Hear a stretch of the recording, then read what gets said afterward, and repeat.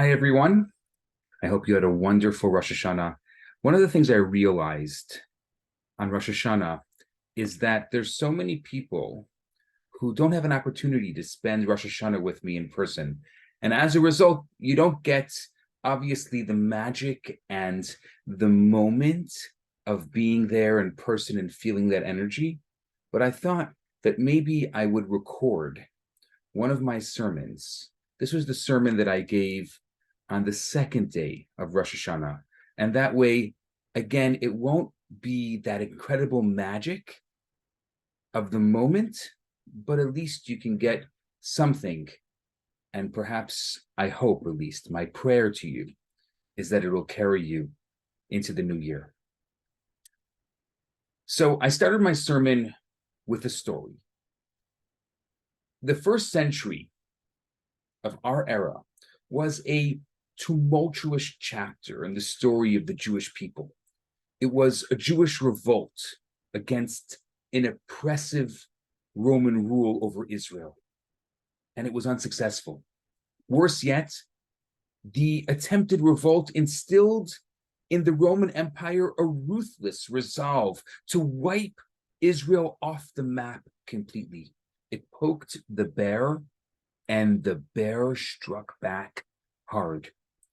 Under the leadership of General Vespasian, the Roman military's unstoppable might descended on Jerusalem, the heart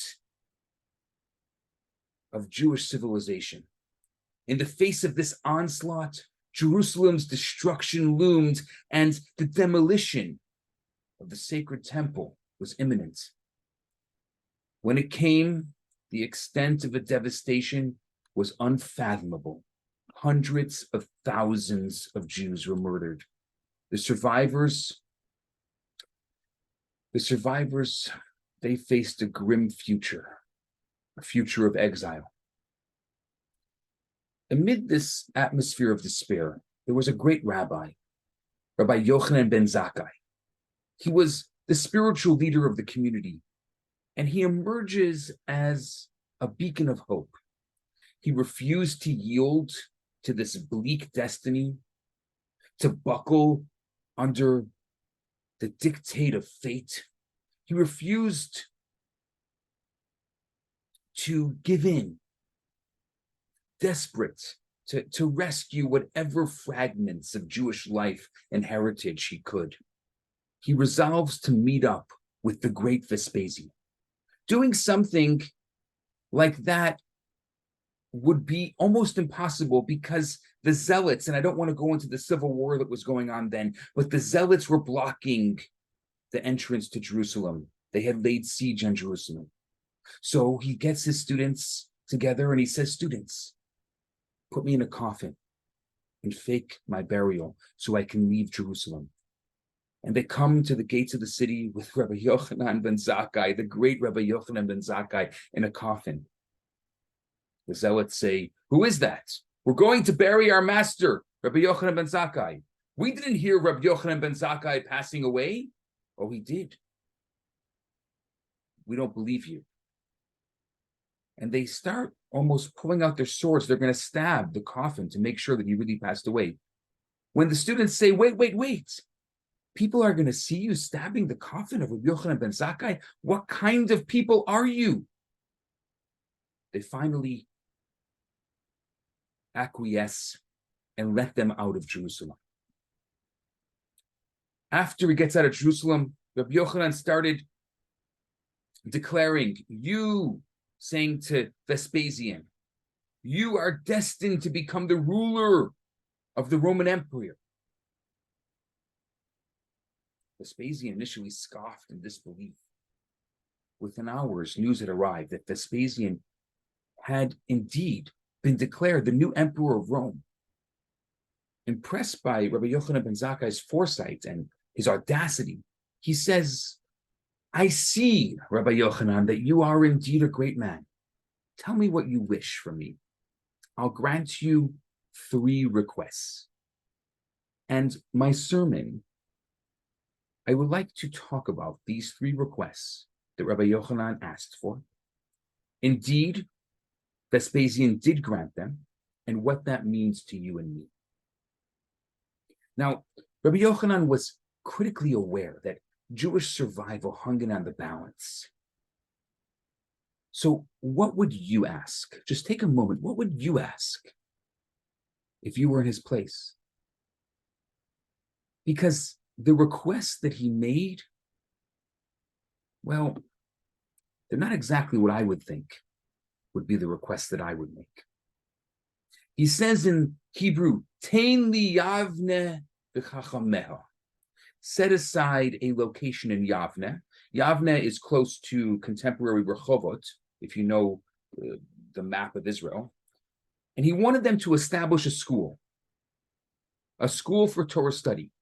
He wanted to make sure that the preservation and the transmission of Torah and Jewish traditions would be able to be transmitted to future generations.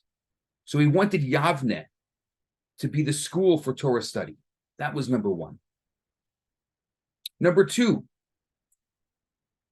he says, Shushilta de Rabban Gamliel, to spare the dynasty of the great Rabban Gamliel. The Gamliel family was part of a lineage that traced its roots back to King David. They were the leaders within the Jewish community and the land of Israel, and he wanted Vespasian to allow them to remain the leaders of the Jewish people. And number three, a strange request, but a beautiful one. Asvasa de Masayin le Rabbi Tzadok, to provide a doctor to treat Rabbi Tzadok. He was a noble man who tirelessly served his community, but he had fallen ill and needed a doctor. Three things: make a yeshiva for Torah study, keep the leadership of Rabban Gamliel, and to get a doctor for Rabbi Tzadok. And Vespasian stays true to his promise, and he fulfills all three requests. Now, I ask you, in the face of such an existential threat, the Jewish community, no doubt, could have benefited from hundreds of requests, both big and small. Their situation was dire. The wish was long. So why does he ask for these three interventions in particular? These were not random requests. These requests were highly strategic, pinpointing and reinforcing the essential pillars vital for a Jewish community. These elements, I believe, are still deeply relevant today. And what they do is they offer a blueprint for anyone who's seeking a meaningful Jewish life, and maybe even an enriching Jewish New Year. So let's look at each of them individually. Yavne. Yavne, the first pillar of Jewish resilience. First and foremost on Ben Zakkai's list was Yavne. You see, the rabbi foresaw the imminent fall of Jerusalem and the temple, and along with the end of Jewish sovereignty in Israel, confronted with this grim future, he wondered what could guarantee the survival of a dispersed Jewish people that no longer had Jerusalem as a center to bind them. He knew the key was Torah. And thanks to Rabbi Yochanan ben Zakkai's first wish, Torah study thrived in Yavne.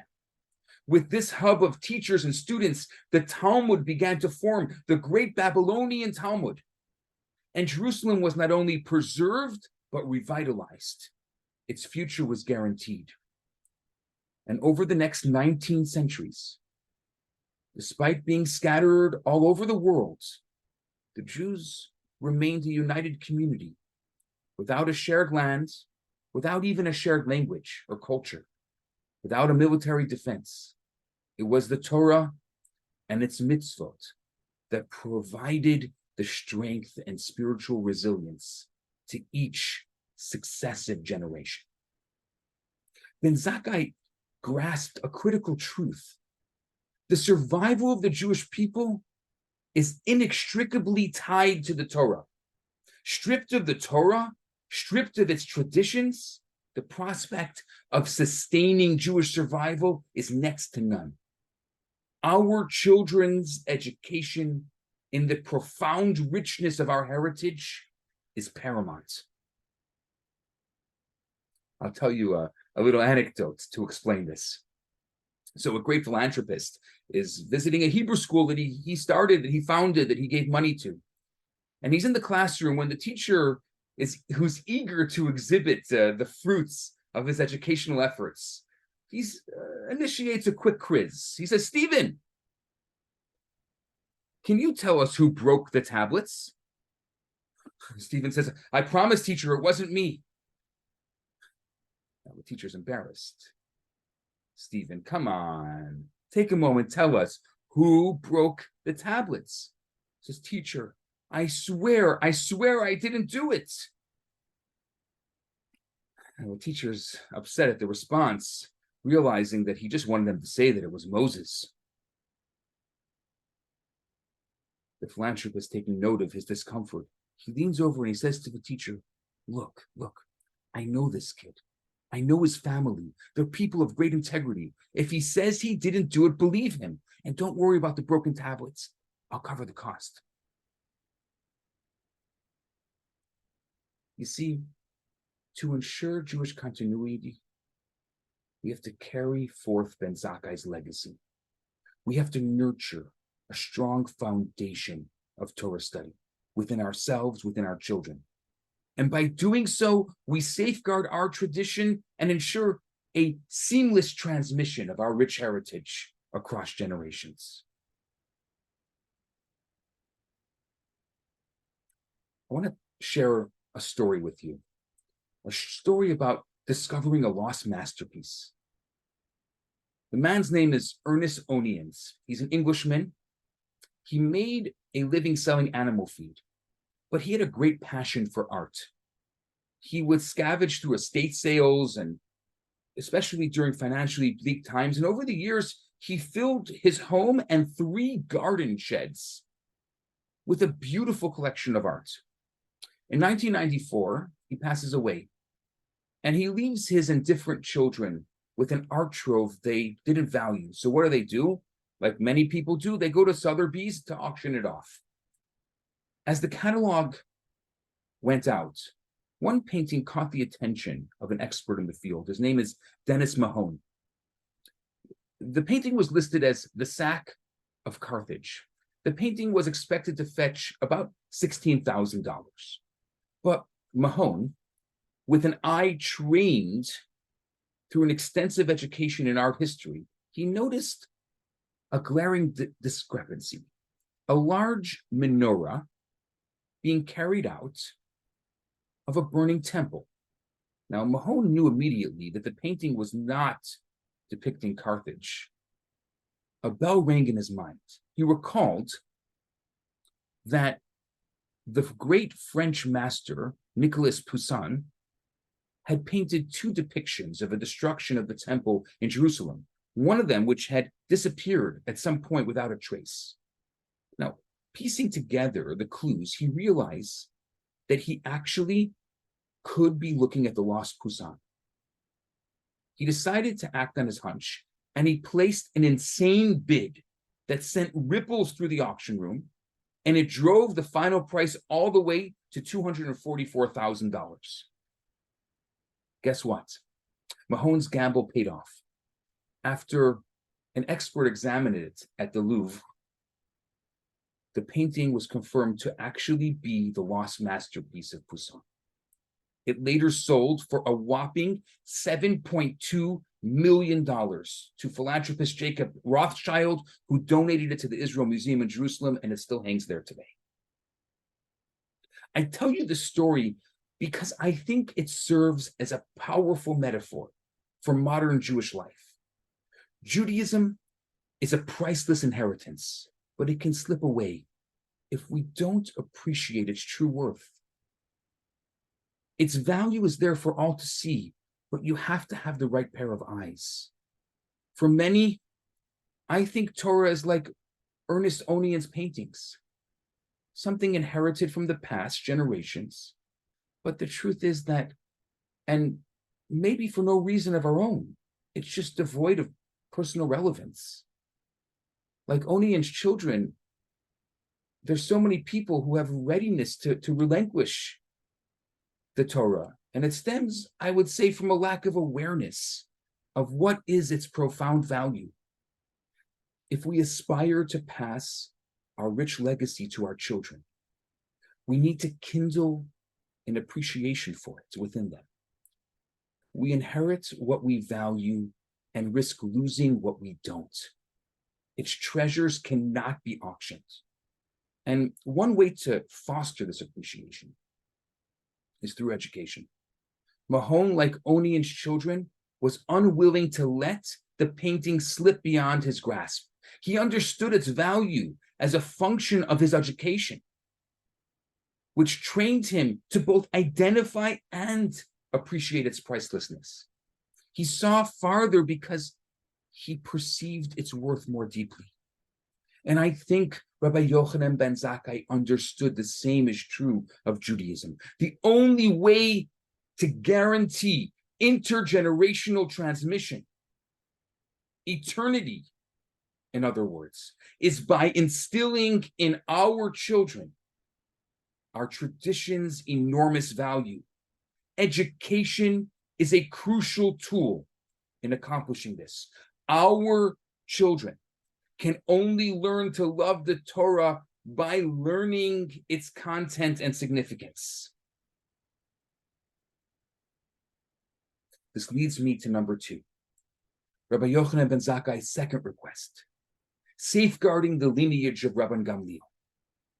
It wasn't just about saving the lives of a few leaders. It was a bold attempt to preserve Jewish leadership at a catastrophic moment. Gamliel, a community leader, a descendant of King David, represented the backbone of Jewish continuity. Ordinary people taking initiative, ordinary people becoming leaders. Amid crisis, Rabbi Yochanan saw the urgent need for committed leadership to ensure Jewish survival and future prosperity through tumultuous times that existed and will come. In a world riddled with challenges, the power to inspire change is going to start with individuals like me and you, guiding and inspiring our families, guiding and inspiring our friends and our communities. Just like Rabban Gamliel's lineage represented a vital pillar of leadership during a period of crisis, we each hold the potential to guide and shape our spheres of influence, which extends farther than we can imagine. Each of us, in our unique way, is called to lead, and now is the time. I'll tell you a story that happened in World War II that I think illustrates this truth. It was the year 1940, and Europe is ravaged by Nazis. It's on the brink of collapse. England stood alone as the last bastion against the Third Reich's onslaught. The front line of this struggle were the 250,000 British soldiers stranded on the beaches of Dunkirk, pushed to the edge of the sea by the relentless German advance. For the British, the situation seemed insurmountable. The soldiers were trapped. They're worn down. They're surrounded. The Nazis advanced every second, and the British military was without a clear escape route. If this core of the British army fell, Britain would be left defenseless, and the war would be lost. If London fell, so would Europe and potentially the world. At these moments of despair, an incredible thing happens. Maybe you know this story. That moment of hopelessness inspired an unprecedented last-ditch effort. A call to action was sounded, not to trained soldiers, but to ordinary English civilians with boats, fishing vessels, yachts, rafts. They were all called upon. Anything that floated could be used and had to be used to rescue the stranded soldiers. The response was remarkable. I would say almost unbelievable. Hundreds of ordinary people rose to the occasion without delay, without hesitation. These men and women seized the opportunity to make a difference, realizing that they too were an army in their own right, capable of playing the decisive role in this turning point of history. Backed by the civilian fleet, the Royal Navy achieved an astounding feat, rescuing 250,000 soldiers from imminent disaster. Churchill, when he spoke about it, he described it as the Miracle of Dunkirk. These rescued men went on to form the backbone of a revitalized British army and went on to win the war, saving Europe from the Third Reich. The remnant became a conquering army. I love this story because no matter how insurmountable a challenge may seem, the power of individuals stepping up and taking responsibility and acting decisively can bring about extraordinary results. We are more powerful than our circumstances. And I believe the same is true of the Jewish world. In the aftermath of the Holocaust, our people were devastated. In the wake of this catastrophe, the Lubavitcher Rebbe implored our brothers and sisters are at risk, on the edge of drifting away from our traditions, but they are still here, waiting to be returned to the safe shores of our rich heritage. At that moment, in the aftermath of the decimation of European Jewry, the survival of Judaism depended on a critical rescue mission. Like Dunkirk, it required all hands on deck. Today, as more and more Jews are carried away by the tide, I believe the solution remains the same. You don't have to be a scholar. You don't have to be a rabbi. You don't have to be a spiritual leader. You don't have to be a person of influence.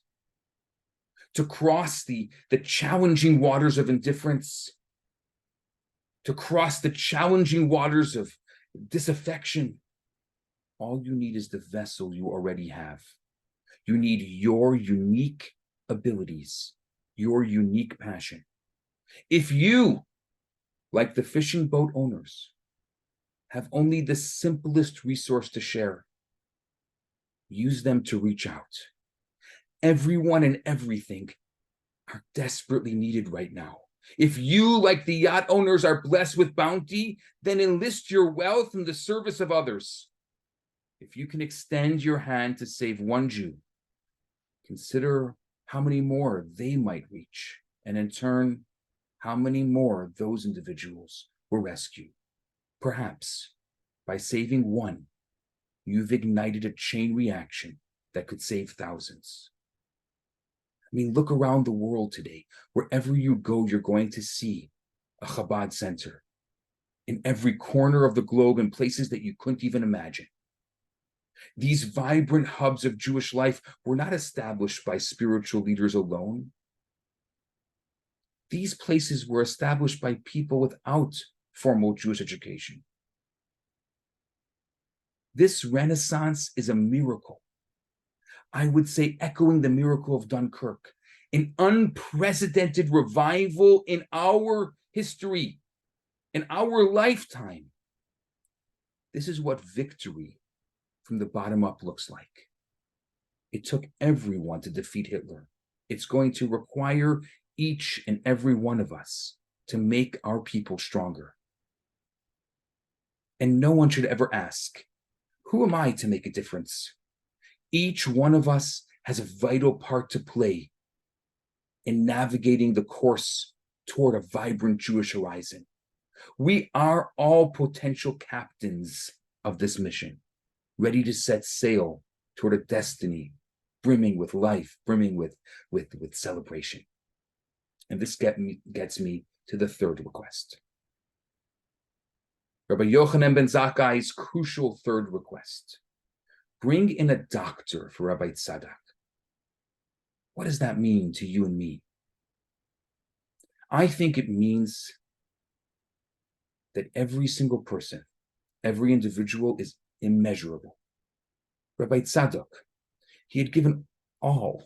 He had given his body, his soul, through prayer, through fasting for the welfare of Jerusalem. He had grown weak and he was in urgent need of care. And even amidst the tumultuous backdrop of national concerns, when so often the individual is left out, Rabbi Yochanan's heartfelt request highlights the vital truth that no one should ever be dismissed. No one should ever be forgotten. In our rapidly moving world, with its endless sea of global crises, we should never lose sight of this message. We must stay attuned to the individual struggles around us. Even as we strive to make a larger difference, we have to think about the individual. There's no suffering too small to heal. Repairing the world requires healing each person who are themselves an entire world. The ambition to create large-scale change should not bind us or blind us completely to the suffering of the individual. Each person has their own story, and each and every one of their stories, each and every one of our stories matter. They really matter. I'll tell you a story that really moves me. There was a man that was down in his luck, was fighting against the odds.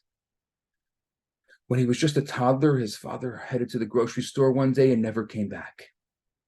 He left him and his siblings in the sole care of their mother.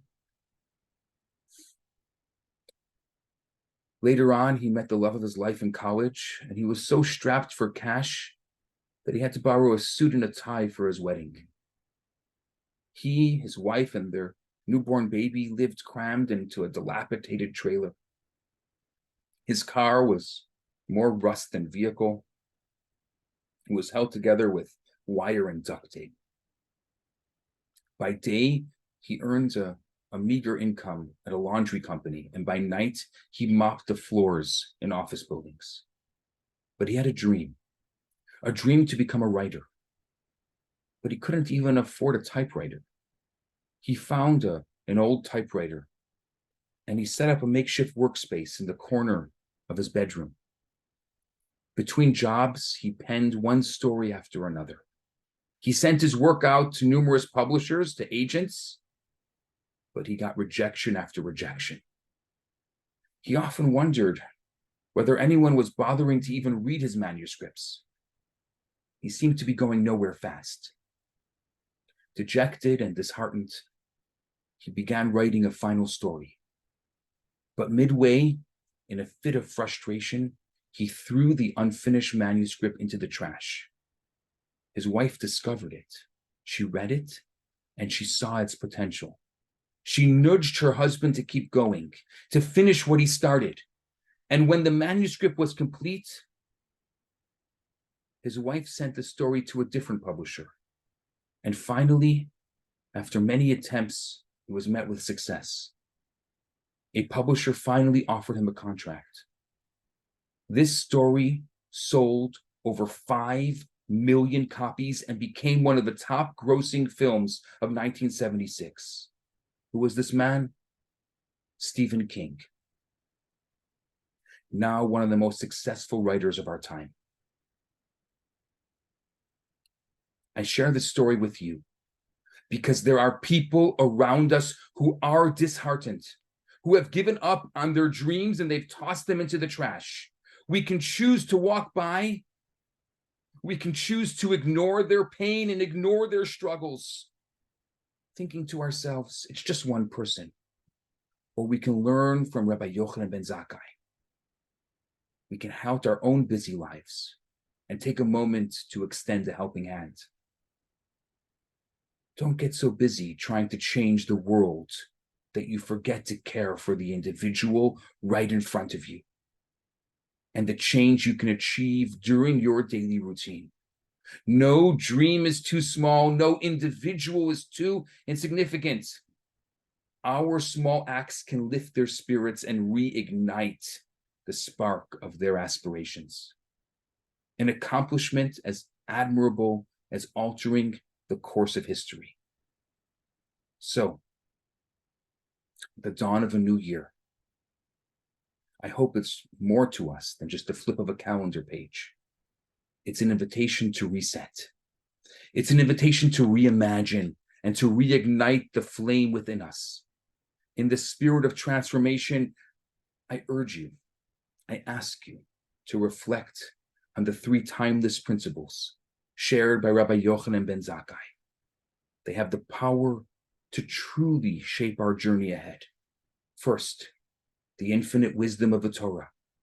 It's not just a relic of history, but it's a treasured inheritance, a vital compass guiding us through life's most tumultuous seasons. This year, let us ignite and deepen our relationship with it, allowing its illuminating lessons to direct our everyday lives. Number two,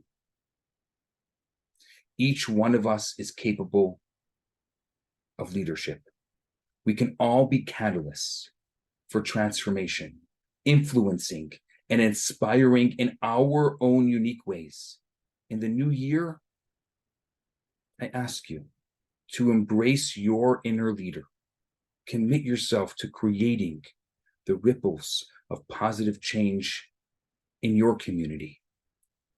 And finally, and I think even most importantly, every single individual is profoundly important. Amid our bustling lives, let's seize the moment to uplift another soul. We can make a difference, touch hearts, and change lives, one thoughtful gesture at a time. And my wish to you, my prayer to you, and my blessing to you is, armed with these guiding principles, we begin a new year on a path toward renewed strength and wisdom. L'chaim, to each and every one of you, to a year of exponential growth and infinite blessings. And I wish you Shana Tova Umituka, a sweet new year. See, there's so many wishes that we can wish one another in the new year. Many of them are subjective. Happy, everyone has a different version of happy. But sweet, we all know what sweet is. May this year truly be sweet for you and for your loved ones. Shana Tova.